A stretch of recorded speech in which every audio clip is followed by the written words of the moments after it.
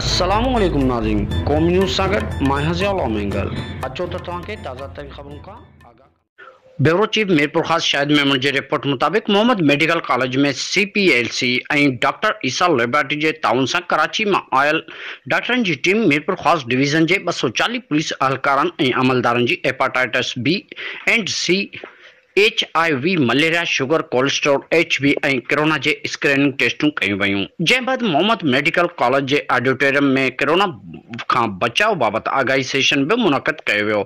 Session में police, civil society, वकीलनि, SSP Javed Baloch, police अहलकारनि ऐं ऑफिसरनि समाजी विथी रखी शिरकत कई। सेशन के खिताब कंदे ईसा लेबोरेटरी जे chief executive officer doctor Farhan Essa चयो त कोरोना वायरस जी जंग में पुलिस अहलकार भी फ्रंट लाइन ते कम करे रहिया आहिनि, जेके अवाम जी ख़िदमत में हर वक़्तु हाज़िर हूंदा आहिनि, जंहिं करे संदन टेस्टूं कराइण लाज़मी हुयूं। जेके CPLC ऐं DIG ज़ुल्फ़िकार लाड़क जे ताउन सां पुलिस अहलकारनि जूं मुफ़्त टेस्टूं कयूं वयूं आहिनि। इन वधीक चयो त हुकूमत के बार बार चयो आहे त कोरोना वायरस जे नंबरनि तहत मुल्क लाइ फ़ैसिला न करियो। 22 करोड़ आबादी मां अञा 1 लाख टेस्टूं भी न थियूं आहिनि।